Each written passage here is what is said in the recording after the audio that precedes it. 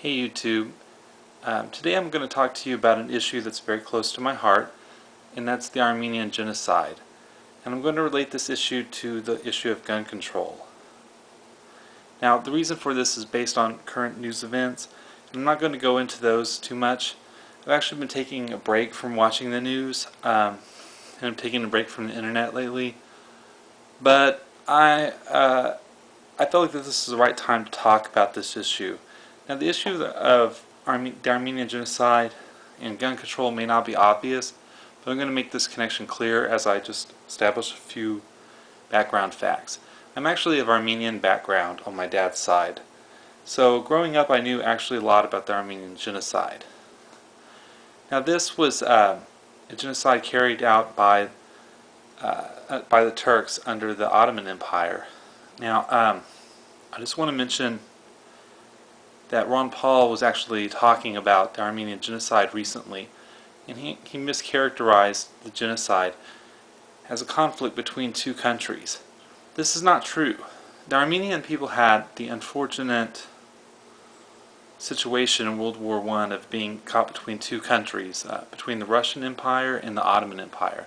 But Armenia was one land, and you could think of that in the sense that Germany was divided between East and West, except it wasn't a case of West Germany versus East Germany, or in this case Western Armenia versus Eastern Armenia, as much as it is a case between two empires, the Ottoman Empire with the Western Armenian population it had, and the Russian Empire with the Eastern population that it had.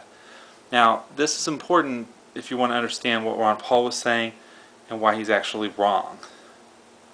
The genocide was not carried out against the Eastern Armenians, which is the current Republic of Armenia. It was carried out against the Western Armenians, those who lived under the Ottoman Empire.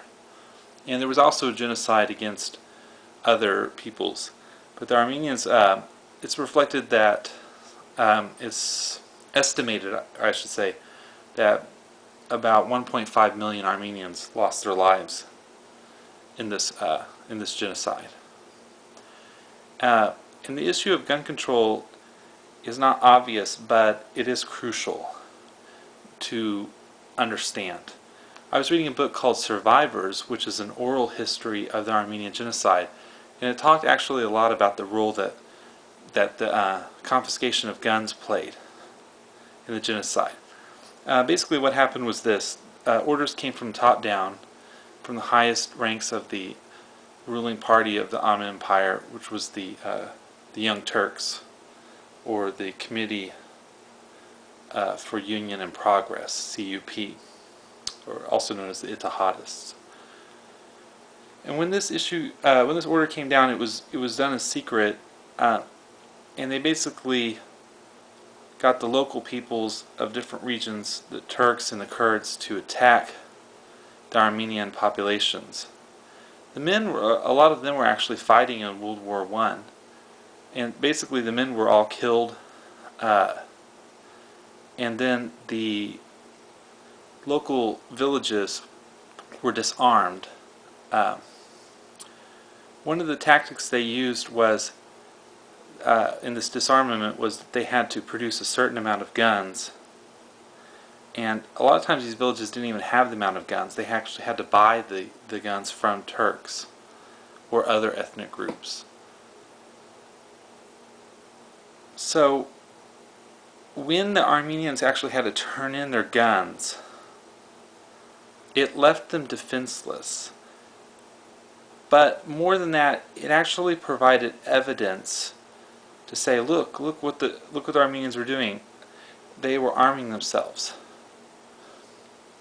in order to become rebels, to help the Russians win the war. And that was the excuse. A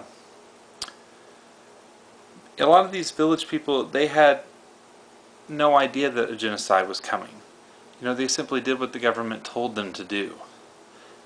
And basically the men were killed and the women and children were driven off, usually a forced march that led to their death. This was the case. This was by and large the game plan that was used to annihilate the people. the villagers were unaware of what was going to happen to them. It was all done in secret until the last minute. There wasn't television or internet, things like that back then. Those villages that did find out about what was going to happen to them, they actually fought back. And surprisingly enough, those people in those villages survived. There were several accounts of that that was detailed in this book I was reading, this book Survivors. A lot of those people were able to flee to go to the Russian Empire where they were safe. At least they would not be killed. But they actually had the ability to fight back because they were not disarmed. And some people actually kept their guns anyway that were attacked. And they did this by hiding them. But they still had to produce a certain amount of guns, in order to satisfy what the government wanted. So nobody knew that there was going to be a genocide. So the issue of gun control is actually central to the issue of genocide. And I want to keep in mind that the Ottoman Empire was a multi-ethnic empire. It contained people, Greeks, Arabs, Armenians, Turks. At one point it included Serbians and Bulgarians, Assyrians. And there's just all kinds of people that were included under this empire. So the Armenian people were one of the subject peoples. So this was not, as Ron Paul puts it, a conflict between two countries, like between the current Republic of Turkey and the current Republic of Armenia. And he also says that the Ottoman government did not exist anymore. It does not exist to this day, and that the Ottomans did this. Well, that's not really true either, necessarily, because it was a nationalist government that took over. So, a lot of you Ron Paul fans out there, you need to realize that he is repeating the kind of propaganda that the Turkish lobby would put out. And I seriously doubt that he's some kind of scholar with his own independent perspectives. And even if he was, it's not reflecting history. So my opinion of Ron Paul, as much as I might sympathize with what he had to say, it changed drastically. But I want people to realize that the issue of gun control is entirely tied to the issue of genocide. It was also the case with the Scots. They were disarmed and then forced out of their land during the Highland clearings in the 1700s. I don't know as much about that. I haven't studied that in detail, but I do know that disarmament played a role in that. And disarmament also played a role in other genocides as well. And I haven't studied those as much, but I don't really need to, because I see that the role that disarmament played in the Armenian Genocide.